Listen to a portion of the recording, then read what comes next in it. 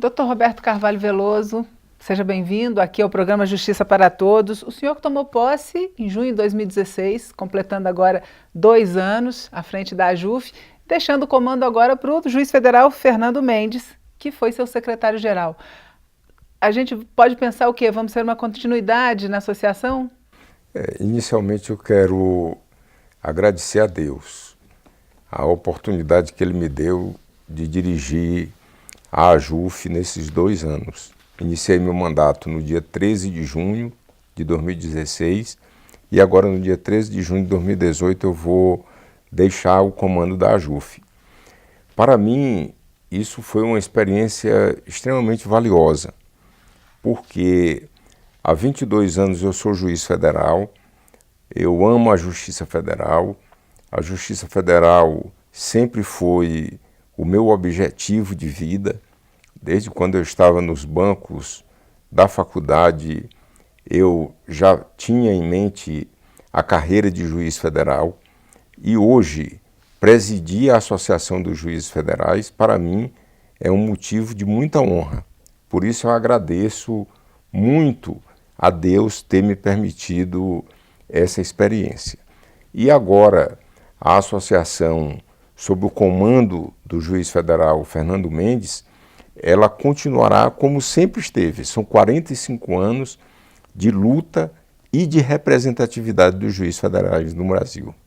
E um assunto que foi amplamente debatido durante o seu mandato foi a questão do sistema penitenciário federal. A AJUF, inclusive, realizou uma série de workshops, participou de audiências públicas. O senhor acha que a quantidade de presídios federais no Brasil é suficiente? Que avaliação que o senhor faz do sistema? Hoje nós temos 4 presídios federais. Temos um presídio federal em Catanduvas, temos um presídio federal em Campo Grande, um presídio federal em Mossoró e um presídio federal em Porto Velho. Tem uma inspiração naquelas penitenciárias de segurança máxima. Os presos permanecem 23 horas encarcerados e só têm direito a 1 hora de banho de sol. Somente os mais perigosos estão nas penitenciárias federais. Qual é o perfil desses presos? São presos extremamente perigosos, em regra, líderes de facções criminosas, pessoas que exercem também uma liderança dentro da penitenciária, que causam tumultos e que levam, de fato, a uma situação no sistema penitenciário pior do que ele já tem. Por isso é que as penitenciárias federais elas são importantes sob esse aspecto. Nós temos uma penitenciária a ser inaugurada, que é a penitenciária de Brasília, e possivelmente ainda este ano ou no ano que vem, no máximo, ela esteja funcionando e ela abrigará mais presos dessa natureza. Portanto, as penitenciárias de segurança máxima federais, elas são importantes porque elas prestam esse tipo de serviço, que é isolar o preso altamente perigoso. Certo. Agora, outro assunto também que foi polêmico aí, mas que sempre foi uma das bandeiras da AJUF, é a questão do foro especial por prerrogativa de função. Por que a AJUF é a favor do fim do foro? Primeiro, porque o Supremo Tribunal Federal precisa cumprir a sua função constitucional, que é a guarda da Constituição. E hoje o Supremo Tribunal Federal é uma corte criminal.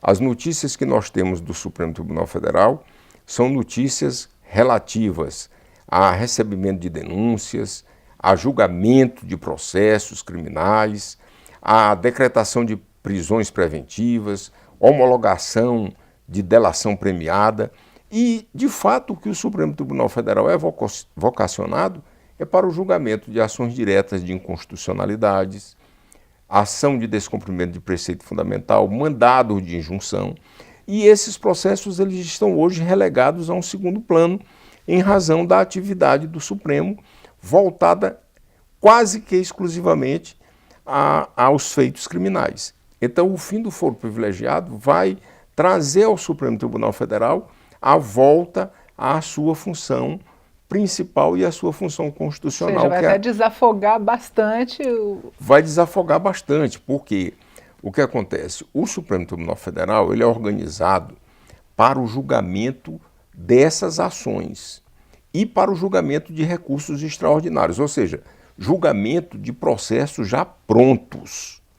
Quando o Supremo é obrigado a julgar processos criminais, ele tem de instruir o processo, que é receber as denúncias, ouvir testemunhas, mandar realizar perícias, interrogar o acusado, homologar a delação premiada, e isso, de fato, volta a uma situação que, de fato, o Supremo Tribunal Federal não está preparado. Ou seja, o Supremo Tribunal Federal não está voltado para isso. Então, o fim do foro privilegiado vai dar ao Supremo Tribunal Federal o retorno à sua função primordial, que é a guarda da Constituição. Isso é uma das razões pelas quais nós defendemos o fim do foro privilegiado. Certo, agora vamos tratar de um outro tema que também foi importante durante a sua gestão, foi colocado em pauta, que foi a questão da macrocriminalidade. A JUF realizou um seminário sobre esse assunto. Eu queria que o senhor falasse um pouquinho mais sobre a relevância desse tema aí na pauta do Judiciário. O nosso Código Penal é de 1941.